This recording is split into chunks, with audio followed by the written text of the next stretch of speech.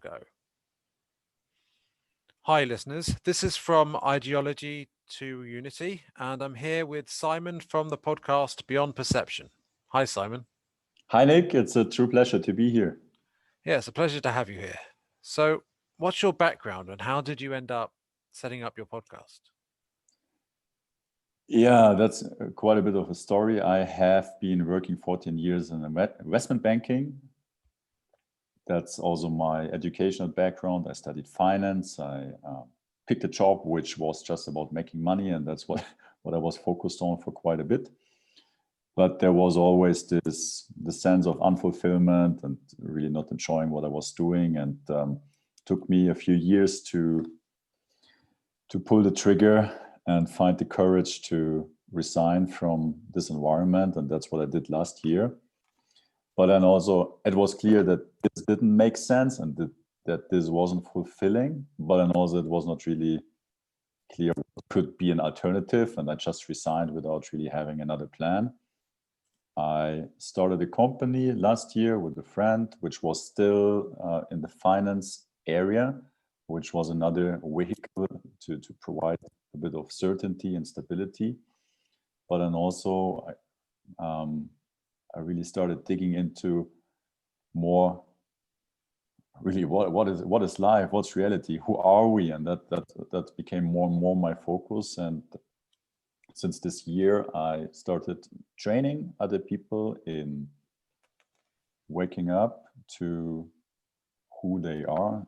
That sounds a bit nebulous, and we might talk a bit about that later in more detail, but really to become aware of why we do what we do, and also to wake up from this unconscious programming we all get when we are born into this life, and to wake up to what we actually want to do, and also what's our possibility or potential to really shape and create the environment and life we truly want. And that's something I'm dedicated to, and also that's why I'm starting this podcast to reach more people, and like with the goal to empower people, provide right information, and also because my personal background is I was very shy, I was depressed for very long, I was social phobic, and if I'm about to do a podcast and speak in public, everybody can do anything they want. All right. Well, you've got a lot to talk about, from the sounds of it. Yeah. So it sounds like you're pretty dissatisfied with, I guess, the self-serving aspect of working in finance. Yeah, it's a very good question. What's it like? It's, I mean, like it is my experience, and also looking back at the environment I spent most of my time in, and also just if you look at that, like a working environment in general, you spend something like 8-10 hours within the work environment, and then I'm married, but with my wife, it's maybe like 2-3 hours left a day. So Oh dear. it's and but then the environment by by social description or social label, it was a good environment. It was a normal environment. It And that's the was problem, isn't it? That we believe yes, this rat race is healthy when we're not really fulfilled by it, are we? yes. That's a when I look back, and it's still an ongoing process. But what's, for example, a really interesting or helpful map to navigate where you are and possible, like, or where we could be in terms of navigating life is, for example, to think of levels of consciousness or awareness, how we are able to understand or see reality. And if you think of, like, I can quickly talk about it because it's really interesting that there are 5 levels to consciousness, and the first one is basically where everybody is in. That's a process, subservient, repetitive thinking and perceiving life, and that's literally whatever, like 95% of the population is in this very narrow perspective on life. So is that just basic being, basic existence? Yeah, let me explain it a bit Okay, all further. right. Yeah, if you, if you look at what most people perceive as normal or as life is, they are born, they go to school, they get educated, they go to university, they pick a job, they spend 40 years working at a job. It's basically every day is the same. It's getting up, working 8 hours, and then maybe it's a bit of exercise, a bit of food, maybe some Netflix, and it's sleep, and then you're repeating this thing for 5 times, and it's the weekend, you recover, and then another, and then the highlight after year is 2 or 3 weeks of holidays. And this is kind of the circle or the wheel you are spending 40 years of your life in, and then when you're finally free, you're sick and old, then you have another 20-30 years of maybe retirement, and then you die. And we think this is normal to be human, but it's just a process. It's something we have been told and we have been learned to perceive as normal, but it's not what is our latent or sleeping potential. It's literally process, a bit of a machine which is just executing the programs we learned growing up, and the first 5 years of our life we're in a state of hypnosis. We're basically like absorbing whatever surrounds us, programs, behaviors, and that's how we kind of create our model of the world, our operating system within the subconscious mind, through which we perceive reality. And that's a good mechanism, but also at some point, and that's what was missing in society. It's kind of the information that it's not all there is, and that there's far more within us. And I suppose you can go into later as to how it got to how it is now, but so what's the next level up from that? Yeah, and then then the next one would be goal subservient. It's really where you're not just doing something because you think you should do it, but you have goals. You want to achieve something, and that can be entrepreneurs or maybe even someone wanting to climb Mount Everest. Or like, speaking about me, I was very goal subservient, and I might still be, but far less than before, where I wanted to make a certain income, I wanted to achieve certain fitness goals, and maybe then become an entrepreneur. But it was a goal, and once I achieved that goal, it was more like, okay, now I need another goal. There was no intrinsic purpose behind it. Was and it was kind of like chasing goal after goal without really a deeper sense or purpose, a bit of a made up purpose. But like, okay, I do this because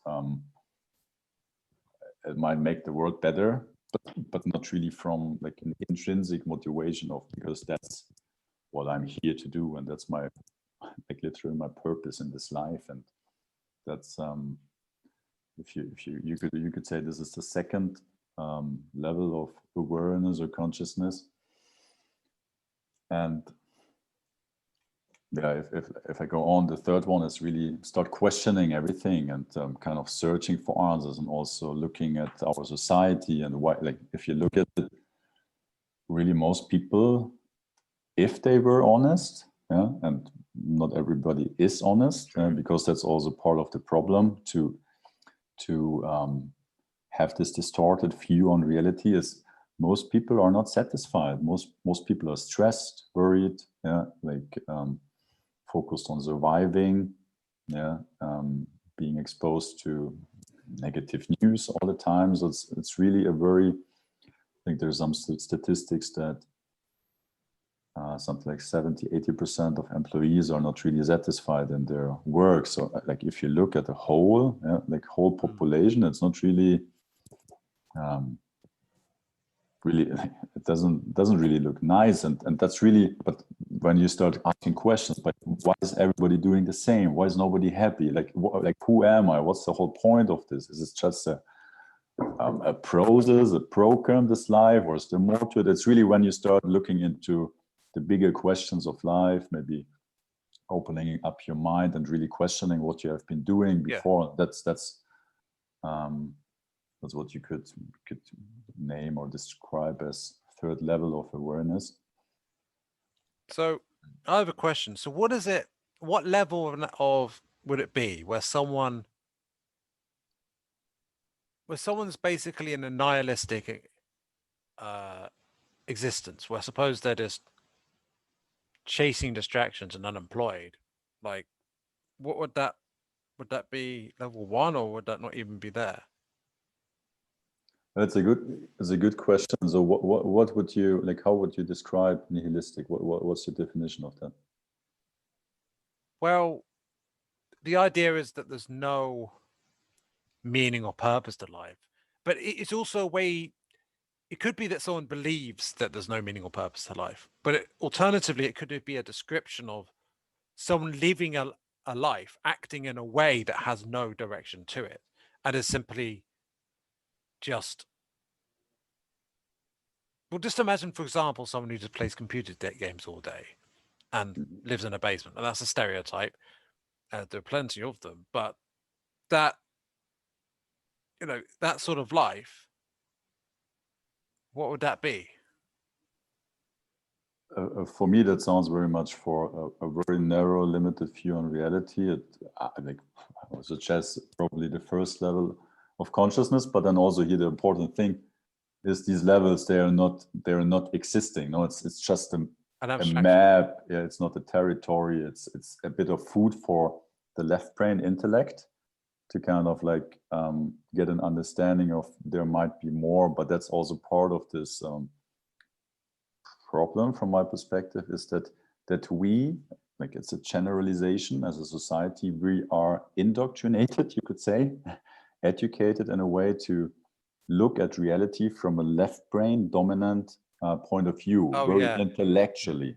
And and there, I mean, that's also like, if we want to talk about this, is really interesting to also look at who we are or what we have as a child still. And there is a I think a NASA study, something like that. They investigate creative and innovative abilities of people, different age groups, to recruit personnel for NASA. And they have this test which they give 5-year-old and then I think 12 or 15-year-old and 31-year-old people. And with 31-year-old, the 2% of the population has the creative abilities genius status, and with 5-year-old, 98% of the children have it. So Really? it's the same test, yeah.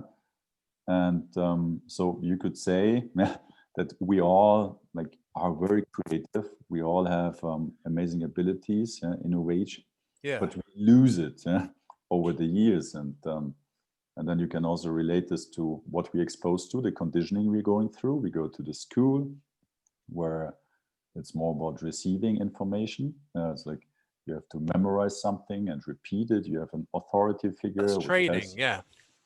yeah, it's not really, yeah, kind of like when you're young, you have this. I mean, I have two nieces, and when I see them, it's amazing. They are in the moment. They play. They have ideas. They play with Very, very creative. Yeah. imaginative friends. Yeah, they share their dreams, Yeah. All right. Carry on. and and then we go through this education process where we really lose, as a generalization, lose the ability or the use of our right brain, which is related to empathy, which is connection, which is creativity, which is intuition, which is insight, which is also holistic understanding. And so we are kind of through an education system which creates hemispheric imbalances in the brain, yeah, to kind of prepare us for the jobs which are awaiting us in this society, which are mainly repetitive and process driven jobs. And Yeah, that's pretty interesting, and it reminds me of certain things I've been looking into. Well, one place I could start is that I remember when I was a child, I was we all were very playful and creative in our games. Mhm, I kind of identified as a creative person, I suppose. mhm, But I remember later on, I started identifying as logical and rational. And I don't think it's just me. I mean, a lot of people, they got into the, Richard Dawkins sort of train of thought, the bandwagon where we were all looking at evidence and reason. And we could easily feel like it's a better way to be, but we don't necessarily realize what we're losing. And when you mentioned left brain dominance, well, yeah, that's another thing I've looked into where so a number of people have observed the tendency how I think Nietzsche talked about it in his own way. He didn't talk about left mhm, brain and right brain, but this tendency that people have become more and more intellectual, mhm. but and less instinctive, and that's not all entirely a good thing. Um, so the way Jung talked about it is that our society has become increasingly repressed. Now, one way of looking at it is that we started off talking about Christianity, where in Christianity the idea is that it's our dark side, or at least we don't have a dark side, but rather that evil comes from outside of us, from Satan, for example, and influences us. So it's like viewing things as outside and sort of projecting the negativity outside. And then later, when we had a more very scientific enlightenment worldview, that we repressed all this religious, spiritual content, and a more creative side of ourselves that is the spiritual and the creative side of ourselves is more right brain, right? So when we repress that, we end up basically neurotic, and that's sounds like the sort of state that we've got to, which you described. But does that make sense? Yeah, it's like from my understanding, the left brain dominance restricts our perception of reality to what we can see with our five senses. And that's a very narrow loophole on what is reality if you look at it in terms of electromagnetic frequency. I think Huh. David Icke says that with basically all five senses, we can receive, like literally, like reality is information, nothing else. It's like whatever we perceive as matter, there's nothing else than energy vibrating with a certain frequency. Everything is information. Like some information we receive with our eyes as light, some information we receive via sound waves, like we hear it. Yeah? So it's everything in a sense is vibration or certain wave spectrum. They're not And necessarily just the five senses. say again. Not necessarily just the five senses, right? Yeah, there is more that we can access. That's what I would propose. But with our five senses, we can access, and David Icke says it's something like 0.0004% of what there is in terms of electromagnetic frequency. So it's really tiny. Yeah, it's And tiny. I did. We don't. We perceive a tiny fragment of overall reality, mhm. and I suppose you can go into that later as to exactly why that is and how that works. But you said there are five different levels, right? And you went to so what's level four? Yes, so this is really when you start synchronizing your hemispheres again. So we talked quickly about this study, which illustrates, or it's just a way to grasp what is happening, or like in general in our society. And it's a generalization, it's not always the case, that we kind of lose the use, or we're not using as much our right brain anymore. So we have a disbalance in our like the way our brain operates. Yeah. And the question then is, okay, like, is this something which is age related? Is this something we have forgotten? Is this something we can get back? Like to and this is really like level 4 of consciousness, if you so will, is really starting to recalibrate your brain or re-access your creativity, your right brain. And that's also related to intuition. And intuition you could also define as accessing more information than just what you could sense with your 5 senses. And this is, I mean, this then also relates to being within, like, for example, with flow, creating effortlessly. It's very different if you're sitting down there and you're kind of like using your willpower to like work and do something. Yeah. And the other thing is when you're in flow, it feels like something is coming through you, like ideas are coming, something, and it's kind of an effortless way of creation. And that's kind of like when you start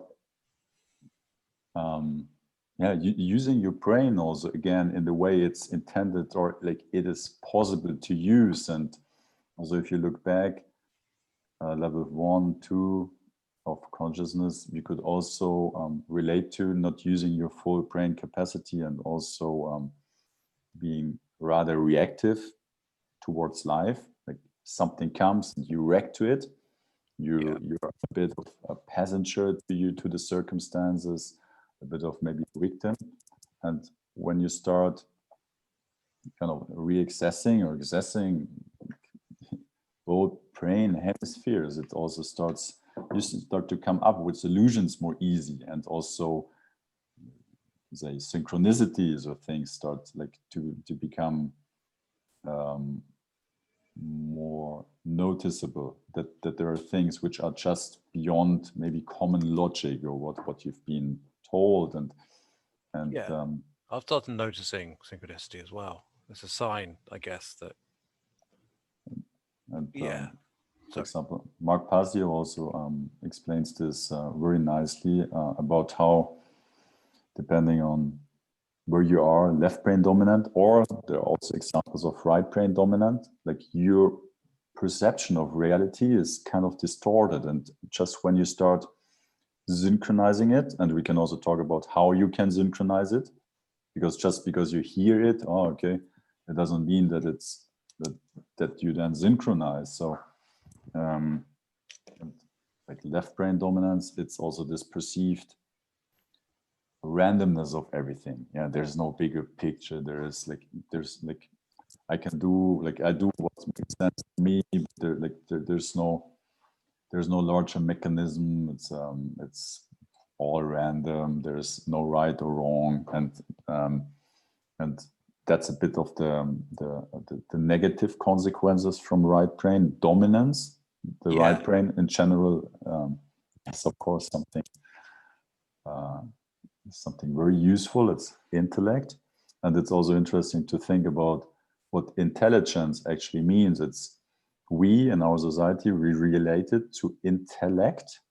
Yeah, like but intelligence actually comes from intellect, but also generare, I think, creativity, which is right brain. So it's really intelligence is really this holistic use of both parts or both ways of perceiving reality. And the right brain, if it's dominant, it's a perceived deterministic reality. Everything is laid out. There's like a creator or God or a higher power which kind of like laid down all the steps. Life is happening like to me. I don't or need that it's to all do scientific. something. Say again? It's either this idea that either there's this God that just sets down exactly how you have to do things, or that it's all scientific. In either way, and logical, but either way, it kind of reduces things down to a narrow perspective. Whereas if you can draw upon your right brain as well and be more creative and in flow, I suppose you can actually achieve a lot more. And that's probably why people with more higher in openness, for example, in the big 5 personality traits, tend to have higher IQs. Would you say it makes sense? I don't know about this, but it's Okay. also I would it's also interesting to think about, and I would suggest, or it makes sense to me, that also personality is a really interesting concept because it's a way of self-identifying. And if we look at It is an reality, identity, an illusion. what reality is and who we are, like personality might be, in a sense, our vehicle, our ego, but not necessarily who we are. And just because we are born into a certain perception or certain personality traits, it does not mean that that is who we are, and that like a certain characteristic is something we have to be. It just describes you as you are currently in that moment when you take the test. Yes, or like you could also say, and that it describes your. It's interesting to think also of you, like who is us, like who are we? Yeah, we on the one hand, like we have this body, this mind, a sense of vehicle and avatar, maybe our ego, but then also who we really are, and that's is something beyond this physical experience. So it's like an RPG, right? And we often believe that we're the character, but the truth is we're the player, right? Yeah, that's a nice analogy. It's kind of we're the computer. We are the guy playing, sitting on the computer and playing. Yeah. And there's this character on the screen. And the tricky thing is we all think or believe we are the character on the screen until we start to kind of like wake up out of this personality, this identity, this social label of we are our past, like because this happened in our past that defines us, or because people think or believe that about us, that's who we are. But those are just perceptions. This is illusionary, and this is not something we are or what defines us really. And I think that the hero's journey is an amazing concept to illustrate this process. Or also think of that ancient cultures had, I think they called it rite of passage, or like a vision quest. There was a bit of like the transition between youth to adulthood. There was this kind of like initiation, or however you want to phrase it, this process of kind of like exposing you to something difficult, a challenge, and to kind of question or like expose you to some, there's more possible than you thought of. And the hero's journey is an amazing concept because it illustrates very nicely this kind of like we're born into our comfort zone, a certain identity, a certain perception of reality, and we think that's all there is. But and like in our society, most of us, we never wake up that there's more in us than what we think is possible, and that's the problem. But if you kind of like start taking this hero's journey, and there are many like hero myths or like movie teams who follow along. There's someone who doesn't want to be a king, or like doesn't know he's a king. It's kind of being in the comfort zone, and you think you're a peasant. Then something comes, like the wise man, or you get like instruction or something. And Jung looked a lot into this. Uh-huh. I'm sure you've read during this. You know about, and Jordan Peterson talked a lot about this too. So it deals a lot with archetypes and the collective unconscious. So it's fascinating how we get these stories coming up again and again. It's ingrained into us on this earth. I suppose maybe it's almost in humanity's programming on a collective level. Yeah, I mean, if you think of that, I mean, these like literally there's an operating system within us which creates reality. It creates a filter through which we see reality, and this filter is in a sense subjective. It's like, for example, if you believe you're not capable of doing something, or you're not lovable, like your filter literally takes you away the opportunities to actually feel love. Because the like the filter in a sense like tries to rationalize whatever you experience with what you believe and about reality. And if you believe you're not lovable, expressions of love towards you, they might be perceived as something different, or maybe as a threat, or like something like, and unconsciously you try to maybe sabotage the acts of love to kind of prove to yourself that your belief is right, that you don't deserve love because you're not loved. And that's just a simple example of how like this filter really creates our That's life experience. is this linked to this is linked this sounds like it's linked to the law of attraction, and There perhaps is even part it, yeah. perhaps we synchronize up with our lives, synchronize with our beliefs about ourselves, because fundamentally that's what shapes our reality. That's one way of looking at Yeah, it. what like if you what what I find very helpful to think of, and makes a lot of sense, is so, and that's maybe also something we can discuss, but let's assume we are this form of consciousness, energy, however you want to phrase it, or label you want to put in, having this experience here, the computer player on Yeah. the screen. They're having this experience here as the avatar.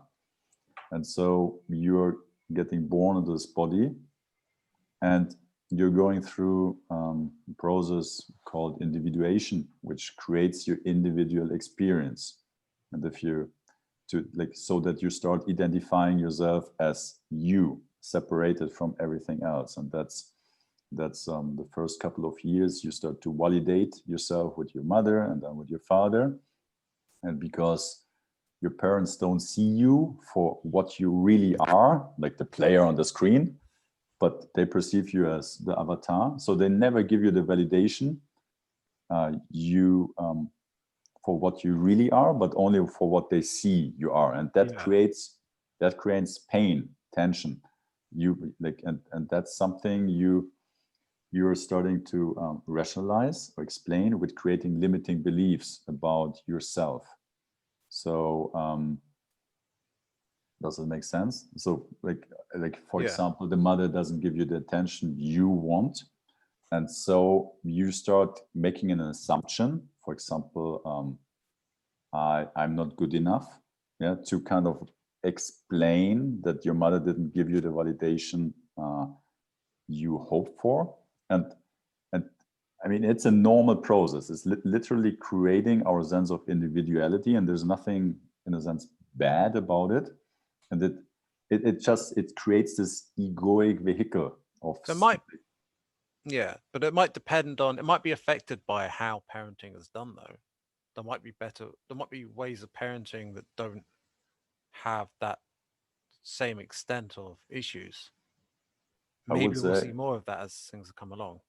yeah, I would say it always happens, because otherwise you would Uh, not be identifying yourself as individual. But so it's a normal process, but of course there is a big spectrum of let's assume you're a consciousness and you're coming into this vehicle, and you like want to make sense out of this experience, and so you're kind of like making assumptions about what happens around you, and you're kind of like creating this identity of you being an individual. And like, and also if we maybe that's a bit, if we also like, or maybe a step backward, if we think about what's reality, or what is, like, everything in a sense is energy. And there are like, if you look at the spiritual texts, or maybe also quantum physics.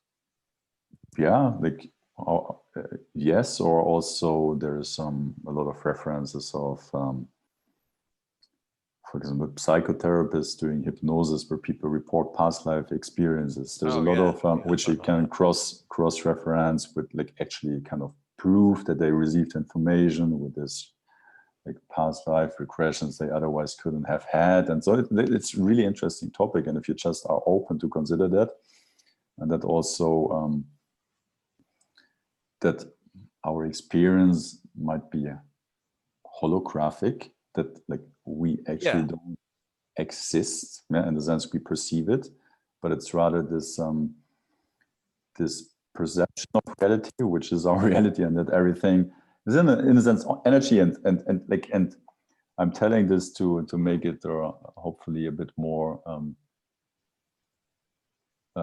understandable, that this process of individuation and like going through the early years of our lives where we kind of create the understanding of, like, we are this avatar, we are this body mind, having, like, it's like we have this unique sense of identity, we are separated from others, and it creates a separation that splits us away from the holistic, where it splits us away from being part of a whole, which it's, in a sense, it's a normal process, there's nothing bad with it. So that, and this is a perception, this is a program, this is something which is in our unconscious or subconscious mind, an operating system which can, in a sense, also an autopilot, which so we this individuation leads us to believe we are separated from other things, and, like, we have, and this creates this perception of separation through limiting beliefs. They limit what we are, like we are separated from others. And but the problem is that if we don't wake up to that we are more to it, we unconsciously try to continuously compensate for the limiting beliefs we absorbed, and to illustrate that maybe in a different way, we grow up, we model whatever surrounds us, and also if we look at society from a bigger picture, we're living in a negatively competitive society where it's the baseline, it's working against each other, competing, there's a lot of negativity, and you're born into this environment which you're modeling, and you think it's normal, it's all there is, because you've never seen something else, and that's your baseline to start with having this life experience. And we all have limiting beliefs, part of our autopilot, like you could say this starting identity, this personality, which makes us perceive we are a certain way, we are, like, that's how life it is. But that's an autopilot, and that's why most of us are also stuck in this low level of thinking or self-identification. I'm my job, I can do this, I'm good in public speaking, I'm shy, I'm not lovable, like with this understanding of who they are, like it's this, like if I lose my job, I'm nothing. Like when people retire after a long time working in a factory, for example, and they retire, they come home, they don't know who they are anymore. So they try, maybe they try golf, but they're still not sure who they are. And so what you seem to be suggesting here is that synchronizing your hemispheres is part of a way to resolve this problem.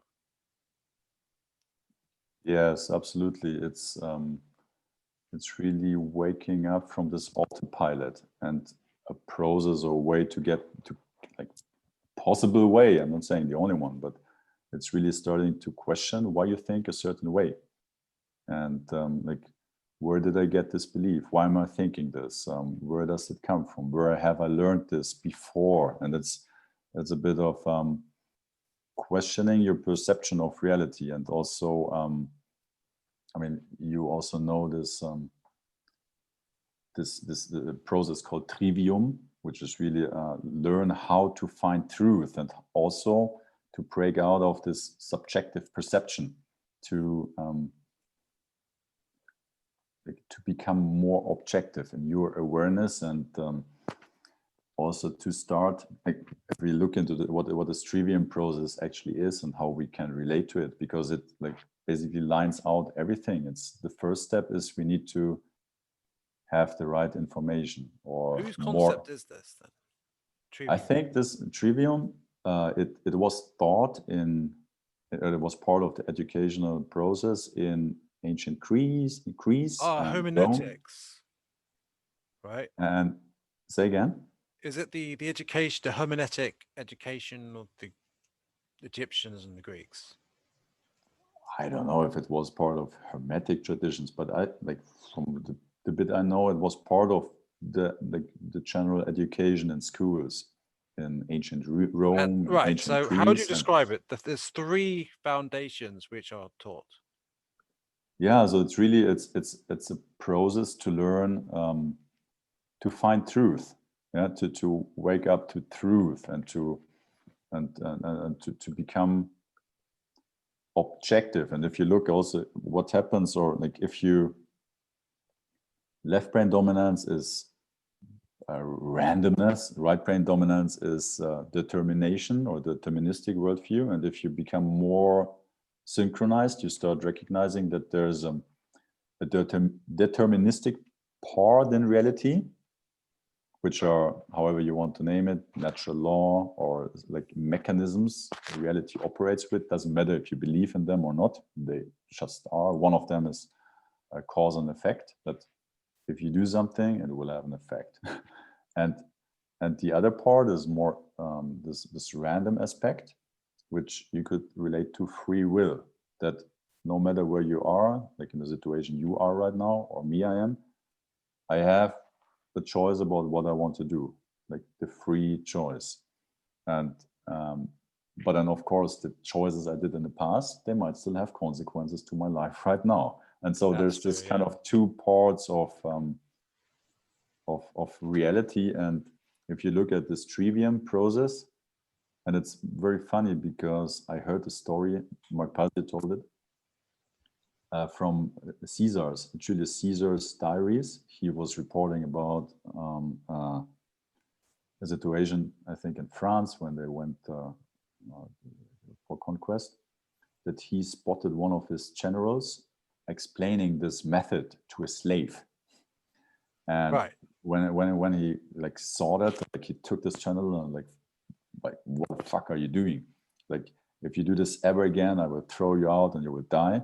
Because if the slave knows how to think and how to find truth, he will not be a slave again anymore. And Right. that was And that stuck Caesar with me. was And part of Julius Caesar. He was very much part of the whole. He was part of the ruling elite in Rome at the time. So there was this whole rationale that some people have this exclusive knowledge about how reality works.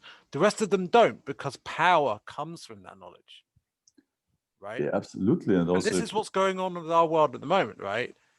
We are getting the opportunity to get access to this knowledge to rebalance things in a more harmonious way.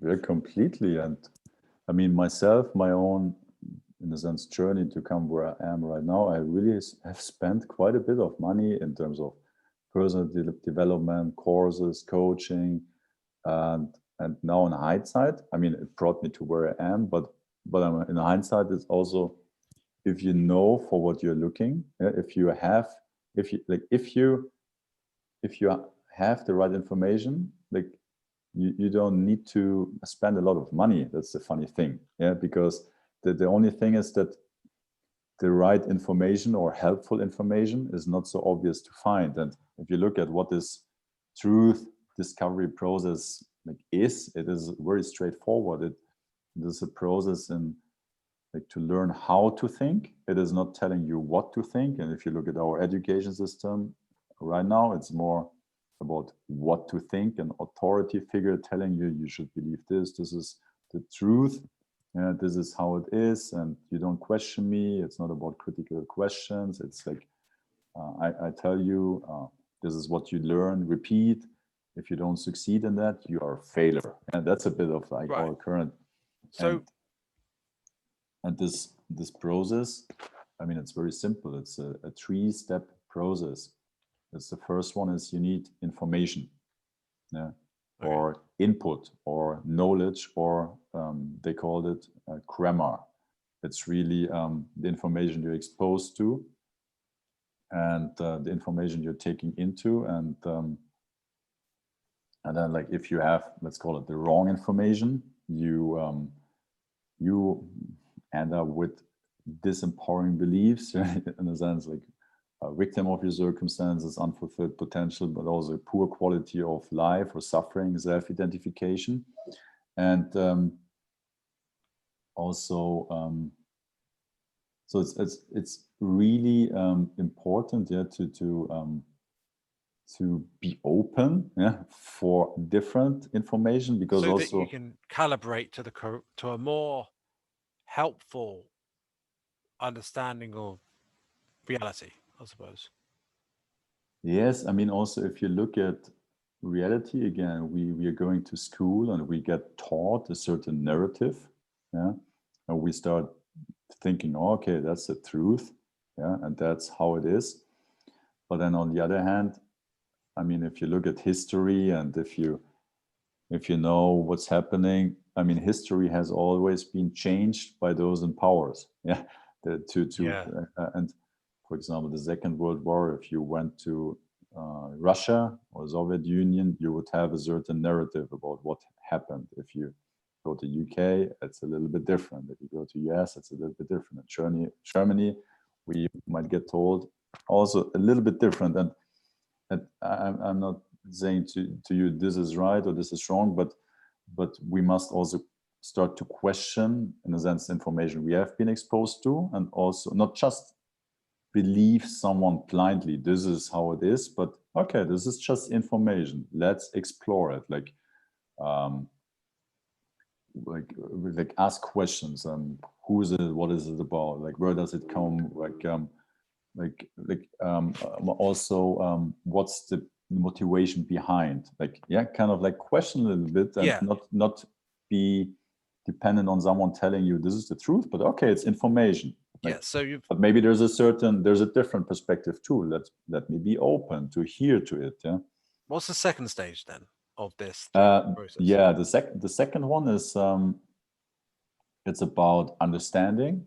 It's about or you could say like processing. If you look at the computer analogy, it's input, processing, output, or in other words, it's information, understanding, wisdom, or like they used to call it grammar, logic, rhetoric, and Okay. and the second one is really about yeah, critical thinking, or understand, okay, like why is this happening, like um, also finding cognitive dissonances in your own belief system or in information you're exposed. Okay, that doesn't add up, something doesn't fit. Okay, let me let me let me investigate. Okay, what are conflicts of interest, what are like are these mm, are these are these really true information, and all, like also integrated in a holistic philosophical belief system, in a sense. So going back to the first identity, like there is an operating system, a belief system in there, which is kind of like whatever like surrounded you, like it was put in there, and there are a lot of logical fallacies in there. You like kind of you start you actually believe until you become conscious of it, contradicting things. Yeah, so you kind of Yeah. lying to yourself unconsciously at That's what. parts until you say again. So that's what ideology or doctrine can be like, where you believe things that don't fit, and you don't consider things outside of it because you need to maintain Well, essentially, yeah, you've got to maintain a certain perspective that doesn't really fit in with a larger picture. And that was my experience, and I was quite ideological. Yeah, just there's certain things that deep down I knew that I was ignoring on some level. So at least I knew that I was ignoring them. Some people don't even know what they're not, the things that they're not including, the information they're not including. And it just required, for me, it required being more honest with myself. Yeah. So what's the third step? Yeah, and maybe just an add-on to the second Okay. one. It's also like starting to dive. It can be both externally, yeah, like to investigate information like brought towards you and understand it. But then ultimately, it's about also understanding internally and also how you see the world and to start digging into your belief system. Why do I think something like that? For example, personally, I believed I'm shy or I'm just not a good speaker. And and then when you start asking, okay, why do I believe that? Okay, maybe it was a past experience. Okay, but am I my experience? What if I had had a different experience? Like, yeah, is this really defining myself? Is this true, or is this just um, a conclusion, an unconscious conclusion, even based on a brief experience? Yeah, but does it actually serve me? Does it serve someone else? Yeah, so kind of like investigate it. What, like, if I'm not speaking up or if I'm shy and I don't say what I think, does this help me or does it help someone else? Like, what does it do to me? Like, does it put me into a position where I become the driver of my circumstances, or is it more like a passenger and maybe an obedient order follower and a tool to someone else? And so kind of like this is really like digging into your belief system and like and kind of understanding and creating a more coherent worldview. And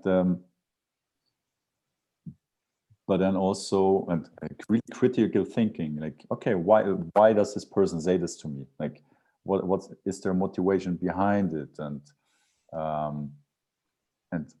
in a sense, we all have motivations behind, and I mean, and the third step, it's then not just maybe understanding it, but then also using it, applying it, and turning it and integrating it into your behavior, into your actions.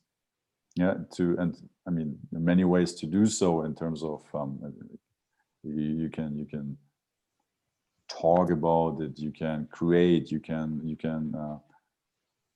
like if it's about, for example, philosophy or whatever, like a debate about it, like also argue about your philosophical belief system. Okay, now I'm this is what I think. Yeah, does it add up? Let me have a debate with someone else and to check if there are logical fallacies in my worldview. But then also ultimately it's about taking action, to applying what you learned, because only if you do something, and that's maybe also something we can talk about in terms of law of attraction. Yeah, it definitely fits in with that. Yeah, it's kind of also like finishing the circle, to do something and to kind of apply the realizations you have to manifest a different or better, however you want to call it, reality. Yeah. And also to not just keep your understanding for you, Yeah, but because also as you to do this whole share it with process, others. Yeah. as you do this whole process, the law of they come together as a whole, and you're using the law of attraction whether you know it or not. The next step is to do it in a way that helps others rather than being self-serving, right? Yeah, I mean, this is a part of it, and it's also interesting in that context to think of Maslow, or the Maslow pyramid or ladder. I think he introduced the last century in terms of needs, personal needs, and most of our society is basically in deficit needs. It's about reacting Scarcity. to. Yes, exactly. It's a whatever, like security, safety, survival, shelter, maybe social relations, a bit of like showing what you got, like ego needs.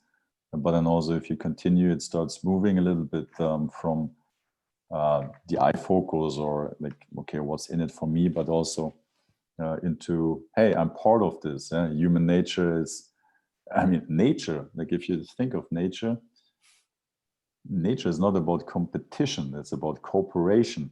Yeah, this It does depend though, doesn't it? Because you definitely see, well, some animals killing other animals for their own needs, but then you also see like a turtle might get this other animal that has that like might eat like some algae from its back or something, so that and yeah, they but then also, like, if yes, the animal might kill someone, another animal, but it might not necessarily kill all animals. It will just kill what it needs. oh And, yeah, and there's a there is this whole kind of ecosystem. harmony or balance in nature.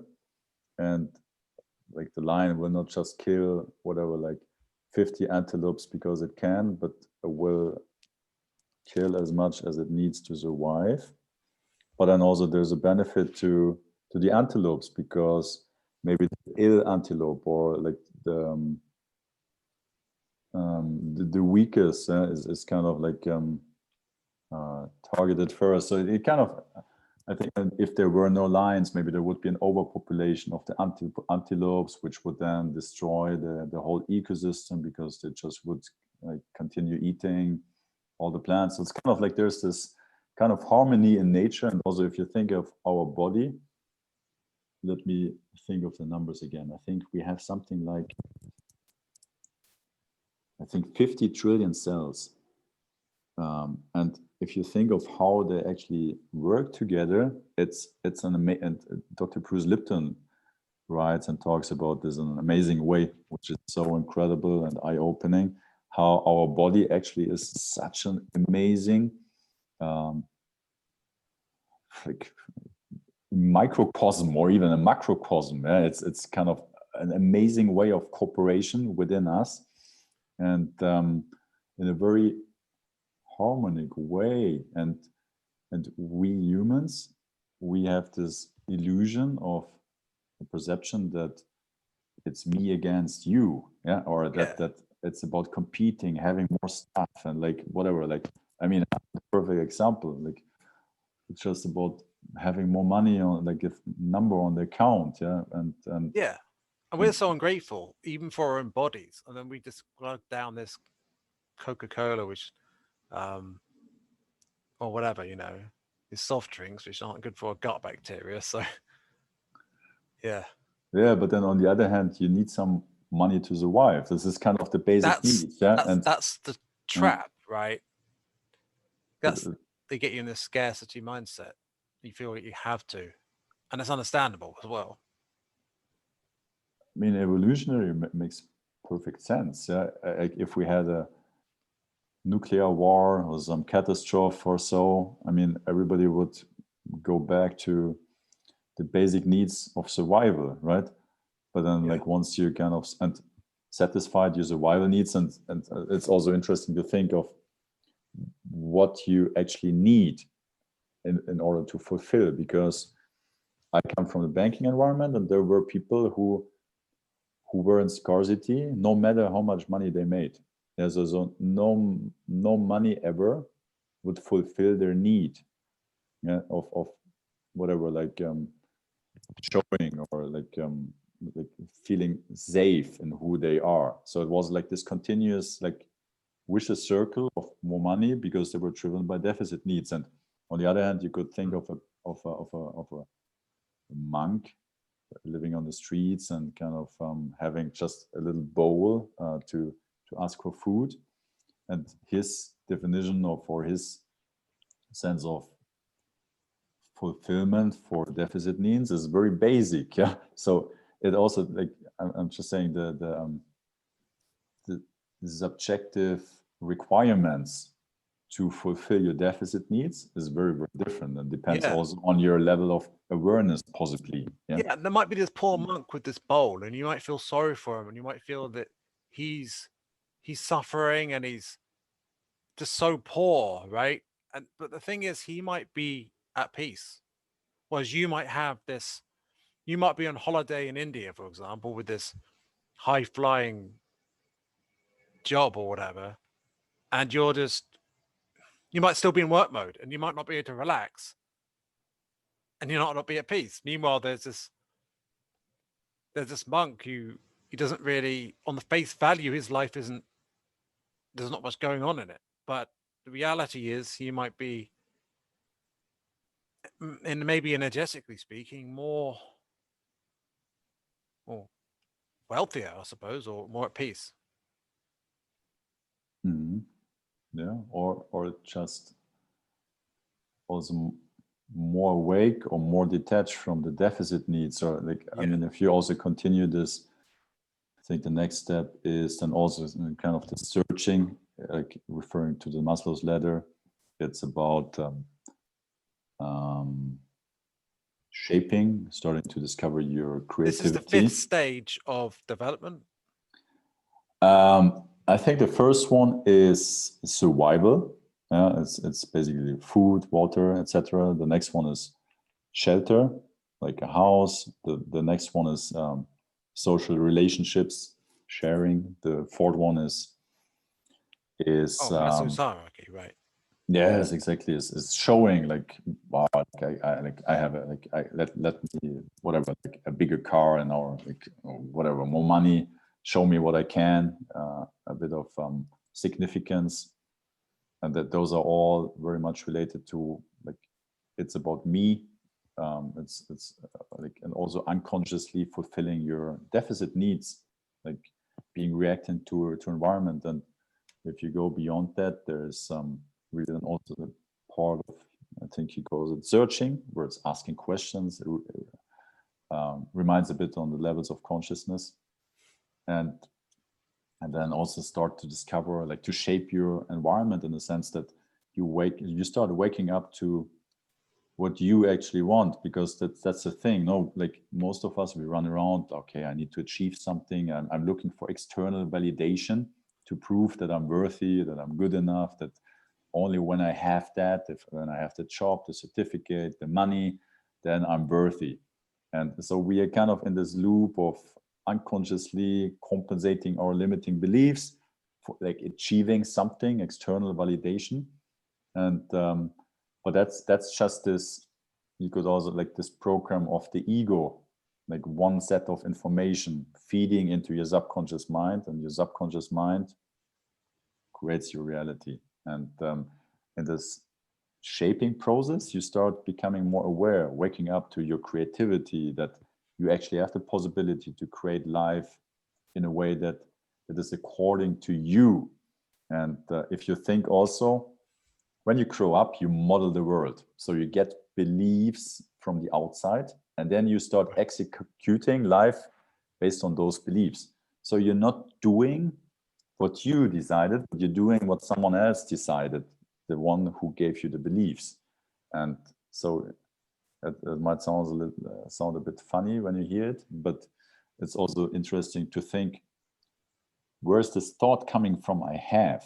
Yeah, like if you look at the thought is like, if you look at the chain, it's, you have beliefs in your subconscious mind, and they generate your thoughts, emotions, they generate your decisions, your actions, your results. So your reality is literally a function of what you believe. And so if you have a thought which is a result of a belief, but the belief you got from someone outside, so literally the thought you have is not even like yours, it's someone else's. Yeah, like, and you think it's yours, and that's a bit funny to think about it that way. And if you go back to Maslow, once you start like shaping, or it's really waking up to, hey, wait a minute, like I'm not doing what this belief told me is possible, or who I am, I can do this, or I cannot do this because other people believe I'm that way, and they project their reality towards me. And this is really, oh, wait a minute, like and this is really then also like, who are you? Like energy and awareness, a higher self, a spirit, a creative genius, however. you want to label it as having this experience, wait a minute, like, and this is also the result of this synchronization where you start also perceiving life and reality in a way which makes more sense, where you start, hey, wait a minute, there's some sense to it, and there's some purpose to this life. It's not just like the process. There's actually something. I have a unique gift to this, and I can shape and create the life I dream, and that's the first step then, like, towards self actualization, or actualizing the self, which is waking up through your true nature, in a sense. Yeah. And then it comes down to the choice about whether you're self-actualizing for you or self-actualizing for others. And the good thing about self-actualizing for others is that it's a win-win, right? You benefit from doing that too. So there's this, when you were talking before about these different stages where you start off doing what society says, then you pursue goals from goal to goal, and then you question everything, then you synchronize hemispheres, and then there's the fifth level. Is that the same? Were you talking about Maslow's hierarchy of needs, or were you talking about something else then? Yeah, I mean, those are just concepts. Yeah, it's Right. like, it's just words for the brain to, and that Play with. We need to this is remember that. this is nice illustrations for left brain Oh, intellectual understanding. yeah. Yeah. And when I heard it the first time, I was like, oh fuck, I need to go to the top level of Maslow's hierarchy.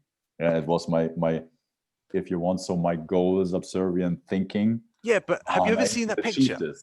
Have you seen that picture of, like, I know it's like this very out there thing, but we're out there, I suppose. It's like this Illuminati thing where there's got like this eye at the top and it's got these different levels holding up the levels above it. Maybe if you do Maslow's hierarchy of needs, you might get caught in a trap if you're not careful. I like I I mean, what for like for me, these are intellectual concepts Yeah, if you to take it too help you seriously. make sense, but then also it's not reality, and there's more to experience beyond these concepts. And if you ask me about like further levels of consciousness, they're beyond just being creative, and maybe also then manifesting reality in a way that like is the way you want it. And if you come back, you mentioned it, law of attraction. We could also talk about this, but like the next level, like if you want, so it's really also and then you might hear like, and there's funnily there's declassified CIA material where they talk about this. They're doing those things. It's clairvoyance, it's like remote viewing, there's a lot of things which is possible beyond five sense perception. And we don't know how much of that is going on if they know about it, they may well be using it. You could suggest so, and probably like there's more going on than just has been declassified. And Actually, it so, reminds me. Sorry, say again. this idea came to me when you're talking that what if the Eye of Sauron in Lord of the Rings is a metaphor for these what you could call the Illuminati, so to speak, or the Cabal, or what have you, watching people. There's so much possible beyond what like we think is possible. Yeah. And I mean, I cannot exclude anything. Do I know about it? No, but I know that there are things possible and happening, which half a year or 1 year ago I would have said like it's ridiculous. I think a And lot of people are actually starting to question what we've been told to some extent, just because of how much it's like the mask, it's like it's cracking the facade to some extent, like with the whole thing with the Epstein thing, with the whole, no, it's not just that, with the whole investigation into Trump being a Russian agent and all of that, and the whole the way the media has been behaving has got increasingly frantic and strange. And now with COVID and the way things have been going, I feel like more and more people are just seeing, I guess they're being forced to wake up in a sense by things, by being shaken out of their comfort zone. What do you think about that? That's a very good question. I mean, when this lockdown started, beginning of this year, I think somewhere in March or so, with people having more time at home with the family, more time to think. No, otherwise, most of the population, me included, until last year, like you don't really have a lot of time to think. Yeah, Yeah. you're in this wheel of working and then whatever commuting, having a bit of family time, and then just repeating. So there's not really a lot of time to question or thinking anything. You're just in this continuous process. And during lockdown, that's something I personally noticed, but also with friends, family, and people I know, that they started, like, first of all, having a bit of time to think. They were also frightened and scared, but also started also, like, I mean, that's the funny thing with our mind or perception. Like, it's literally like this, yeah, and we cannot see what's beyond what we think is possible. Yeah. Blinkers. Yeah. Yes, exactly. So if you're always in this routine of going to work and whatever, having your family, like the weekend for the family, you don't question that it could be something else. But if you're suddenly working from home and you're spending all the day with your family, that's kind of, you start appreciating, oh, this is actually cool. Or I have some friends who did it, and you start, oh, wait a minute, now I can, like, I realized how little time I have been spending with my family before. You know what I mean? And so Yeah.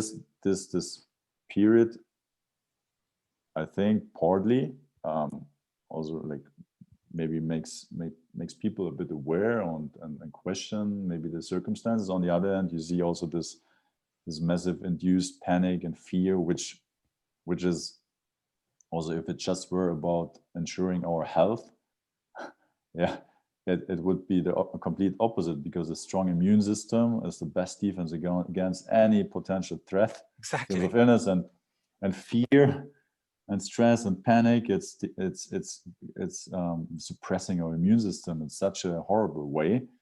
Yeah, and I mean, that's another topic. And being locked at home, not moving, no sunshine, social isolation, that all suppresses the immune system. So that's So, another. Uh, but with this change that's coming along, do you feel like there's room for being optimistic now more than before? Do you think things are getting better? that's a good question. I believe everything is possible. Yeah, but the requirement for any change on this world, and we might talk about this in another conversation, like, what is the world situation and what's going on this planet. But the requirement to change on anything is to change yourself first, and to become aware of how you perceive yourself, who you are, and raise your own awareness and your own consciousness, but then also do something about it in a way to pass it on to others, so that, like, each individually starts learning for themselves. Because most of us, and I'm not excluding myself, but at least I know now that I'm conscious about being unconscious, in a sense. Yeah. Yeah, But that's the first step, to know that you don't know, because then you can know by learning more things. And it's that looking for yourself for the truth. And I mean, don't rely on us telling you what to believe, right? Like, you search for yourself, you look out there, and it doesn't have to be what we're saying by any means. As long as you decide you believe, and as long as you remain open-minded, then you can find the truth. But the thing is, finding the truth isn't finding it and then you're there. Like it's a constant process of expanding your awareness. Would you agree, Simon? Yeah, it makes sense. On the one hand, this vehicle here is will ever be, it will always be somehow limited. Yeah, so but that's also possibly part of the reason for this experience, to continuously explore, expand, and learn, and but then also share it with others, because in a sense, we all come from the same origin, so we have this experience anyway together, and it's not just about me individually, but also as like part of this collective experience. And it's yeah, like I think there's, for many lifetimes, there will be enough to be explored, yeah, and to be learned. So in a way, it's fascinating to be here. I mean, I know some people, including Mark Passio, talk about this world like it's a prison planet, and that's one way of looking at it. But at the same time, it's a blessing to be here, to have the opportunity to learn and to experience this, right? Yes, it's just, the like on my own journey, the more like I start like being able to enjoy life and like see the magic in like this reality, the more it also makes me question why was it so a long journey to get there, and why is this not like, why are those things, yeah, like self-awareness, and why is this not part of the curriculum? And And imagine if it was, how would the world change?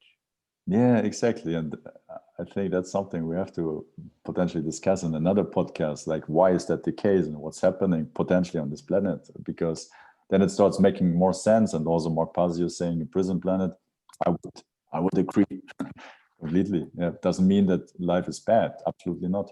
So we could maybe bring back the trivium, thrivium. Wait, what's it called?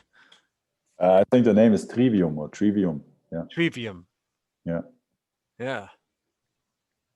Um, So, well, it was great talking to you. well, likewise, Nick. Yeah, real fun. Very good questions. Yeah, and yeah, that turned out to be quite interesting. So, yeah, hopefully I'll talk to you again, and I hope you enjoyed it, uh, listeners. So, goodbye until next time. Thank you very much. Goodbye, Nick. Thank Yeah, you. it was a pleasure.